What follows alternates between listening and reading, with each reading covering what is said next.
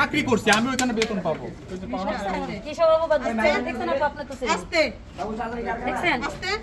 প্রত্যেকটা বোর ভাইয়া যে করে বস আসছে না সবারই চরিত্রহীনাই বানায় আসছে।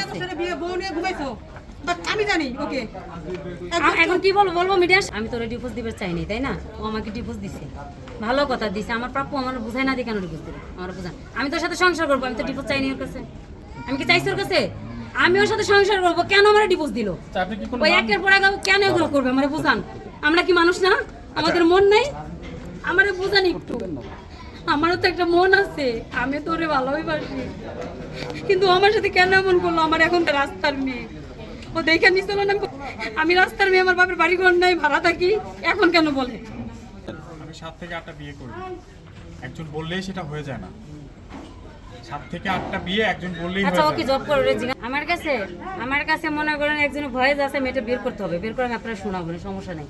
আর দ্বিতীয় কথা হচ্ছে এই লোকটা যে বলে চাকরি করছে, আচ্ছা সে যদি আমাকে নিতেই আসে তাহলে আমার কাছে থেকে সে অন্য মেয়েরে কেন বিয়ের অফার দেয়, আমার বুঝান, চিটাগং বা 2টা ছেলে তার, আমার কাছে পুরো ডকুমেন্ট আছে, ভয়েস বলেন কল দিয়ে কথাও শোনাইতে পারবো, নো প্রবলেম।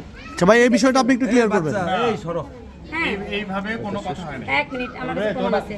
তারপরে দ্বিতীয় কথা হইতেছে ও আমার কাছে চলে গেছে, হ্যাঁ আমার নেওয়ার কথা বলছে, আমি বলছিলাম কি তোমার বাবা তো তোমার পক্ষ নিয়ে আমার বাড়ি থেকে তাড়াইছে, তোমার বাবা মুরব্বী বাসায়, আমি যদি এখন যাই সে বলবে আমার ছেলের সাথে তুমি আইছো, তুমি বোঝো আমার ছেলে জামুনা দেখো, তুমি যা করে বেড়াও মেয়েদের সাথে, ওগুলো একটা ওয়াইফ সবসময় মেনে নিতে পারে না, না আমি তো ভালোবাসি তোমার এই বিয়েটা করছি, তোমার বাবা যদি আমারে বলে আমি অনাহাসে চলে যাবো, আমি এটা কিন্তু বলছি, ও বলুক আমি মিথ্যা কথা বলছি কিনা, সে বাড়ির মুরব্বী শুধু একটাবার বলুক যে মাথায় চলে আয়, আমি চলে যাবো নগদে, আমার রাজবাড়ি থাকা যায়, তোমার বিয়ে করে কি রাজবাড়ি থাকার জন্য তুমি আর তোমার বাবা আমার আসতে বাধ্য করছে, তা আপনাকে তো ডিভোর্স দিয়ে দিয়েছে, তারপরেও তাকে মানে নিয়ে আসলেন কেন? তাকে আমাকে যে আমার ডিভোর্স দিচ্ছে, আপনার আগে বিয়ে কয়টা হয়েছিল? আমার একটাই হয়েছে। আগে একটা হয়েছিল। হ্যাঁ। তা আপনি কি কারণে ছাড়লেন তাকে, মানে তাকে ডিভোর্সটা কি কারণে দিলেন? ওকে আমি নেওয়ার জন্য এখানে চাকরি করতে আসছি, ঠিক আছে।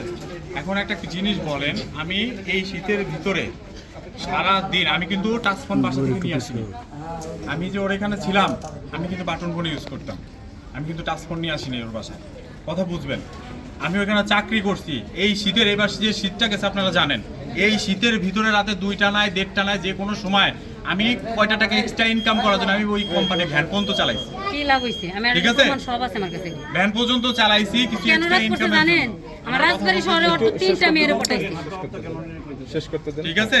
তাহলে আমি সেটা এক্সট্রা ইনকামের জন্য আমি সেটা এক্সট্রা ইনকামের জন্য আমি সেটা ওর করছি, সাথে আমার ভ্যান না দেওয়াই পর্যন্ত ভালো, চালাইছি, কি কইছি বুঝতে পারছেন? এখন আপনি বলেন যে আমি এখানে যাওয়ার পরে এই এত রাত্রে যাওয়ার পরে যদি দেখি যে আমার বউ এখন অনেক অনলাইন সফটওয়্যার হয়েছে ইনকাম করার, এটা আপনারা ভালো করে জানেন কি কি সফটওয়্যার থাকতে পারে, কি করলে ওইখান থেকে টাকা ইনকাম আসে, প্রমাণ আছে, বুঝতে পারছি?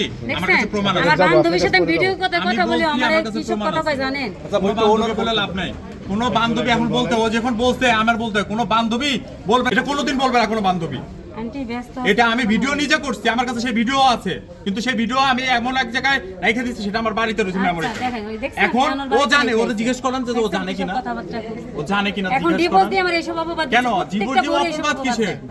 আমি